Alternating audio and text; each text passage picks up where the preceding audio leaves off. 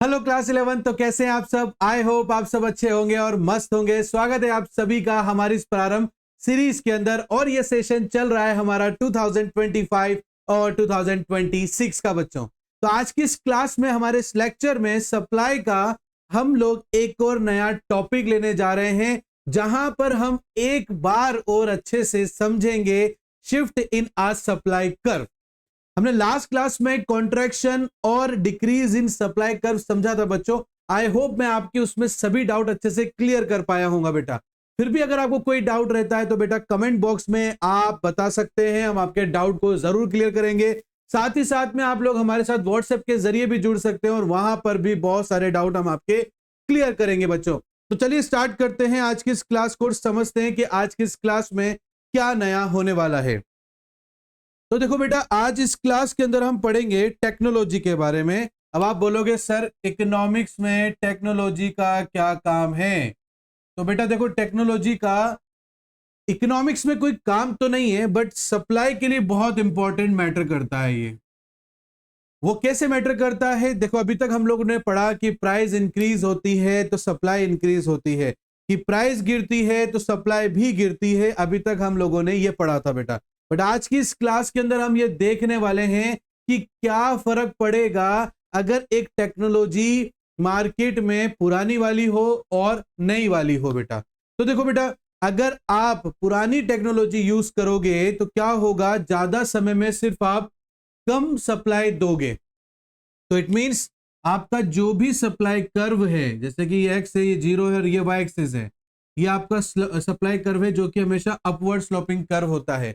अगर हम outdated supply use करेंगे, सॉरी आउटडेटेड अगर हम टेक्नोलॉजी यूज करेंगे तो उसका क्या फर्क पड़ेगा? उसका यह फर्क पड़ेगा कि आपको ज्यादा समय लगेगा प्रोडक्शन करने में, जिस वजह से आप मार्केट के अंदर ज्यादा समय में कम सप्लाई दे पाओगे।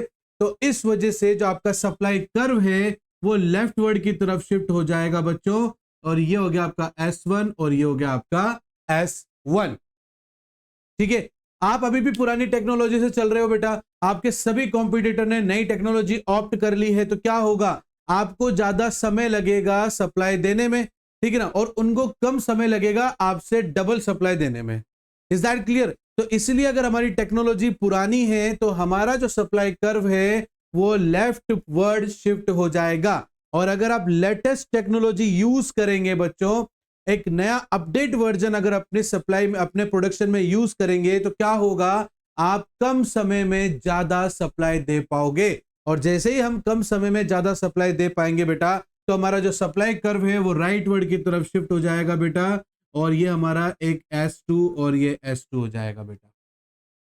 Is that clear? आपको मेरी बात समझ में आ रही है बच्चों? तो इससे हमें क्या समझ में आता है? तो हमें इससे ये समझ में आता है कि सर, अगर हम पुरानी टेक्नोलॉजी यूज करेंगे तो धीरे धीरे हमारा जो सप्लाई कर्व है वो लेफ्ट वर्ड शिफ्ट हो जाएगा। और वहीं अगर हम लोग यहां पर अच्छी और अपडेटेड टेक्नोलॉजी यूज करेंगे तो कम समय में हम ज्यादा सप्लाई देंगे, जिस वजह से हमारा सप्लाई कर्व जो होगा वो राइट वर्ड शिफ्ट हो जाएगा। मींस हमारी सप्लाई इंक्रीज हो जाएगी बच्चों। Is that clear? तो देखा ना यहाँ पर टेक्नोलॉजी का कैसे असर पड़ता है हमारी सप्लाई के ऊपर। उसी तरीके से अगर मैं यहां पर एक और चीज ले लूं जिसको बोलते हैं फैक्टर ऑफ प्रोडक्शन, अगर इसको मैं एक शब्द में समझाऊं तो बोलेंगे कॉस्ट। एक प्रोड्यूसर को किसी भी गुड्स को बनाने में जो पैसा खर्च होता है उसे हम क्या बोलते हैं? कॉस्ट बोलते हैं। और वही हमारा फैक्टर ऑफ प्रोडक्शन होगा। मैक्रो इकोनॉमिक्स जब मैं आपको पढ़ाऊंगा तो वहां पर फैक्टर ऑफ इकोनॉमिक्स पूरी तरीके से और बहुत अच्छे तरीके से और भी इलेबोरेट मैं आपको करूंगा बच्चों। बट यहां पर अभी फिलहाल आप समझ लीजिए, फैक्टर ऑफ प्रोडक्शन का मतलब है कॉस्ट। इज दैट क्लियर बेटा? अब ये कॉस्ट जो है एक प्रोड्यूसर की सप्लाई पर कैसे असर डालती है उसे हमें समझना है।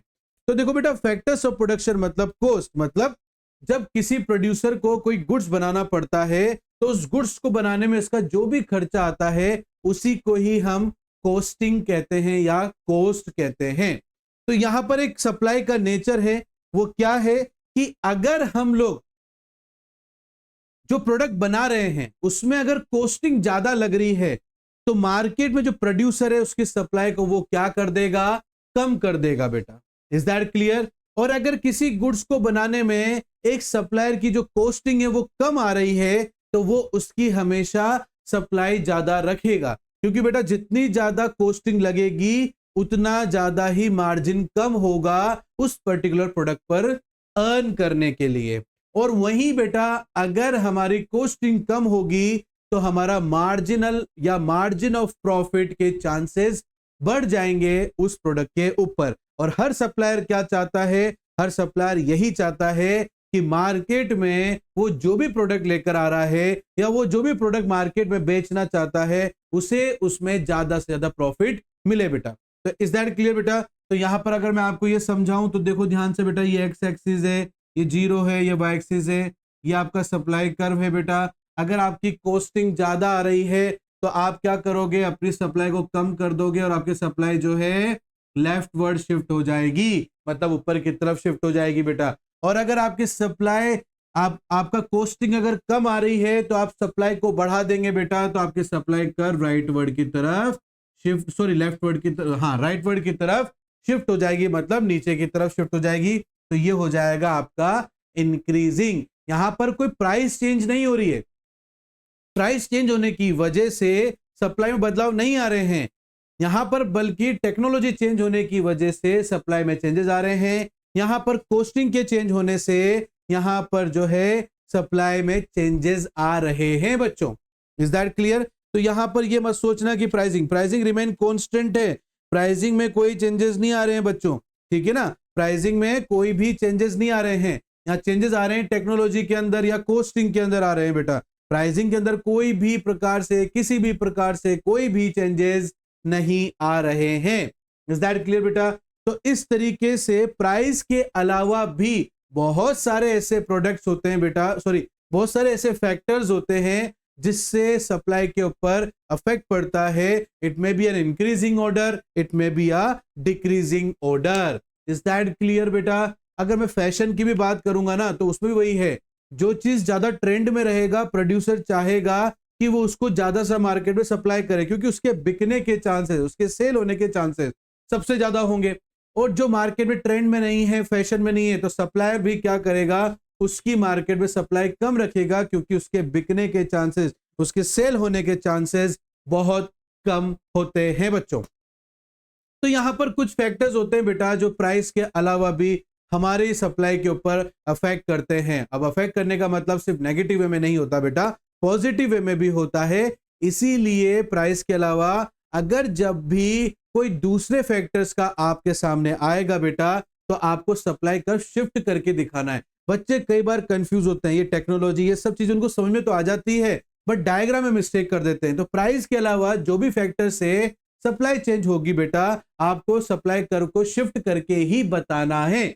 Is that clear? इस बात को ध्यान रखना है। फिर भी अगर कोई डाउट आता है बेटा तो कमेंट बॉक्स में आप जरूर पूछिएगा बेटा। आज का हमारा ये छोटा सा टॉपिक आपको कैसा लगा है ये भी आपको कमेंट करके जरूर बताना है। वीडियो को लाइक करना है, अपने बाकी सभी दोस्तों के साथ शेयर करना है, सब्सक्राइब करना और बेल आइकन को प्रेस करना बिल्कुल मत भूलना। मिलता हूं नेक्स्ट क्लास में एक नए टॉपिक के साथ, तब तक के लिए thank you and bye bye बच्चों।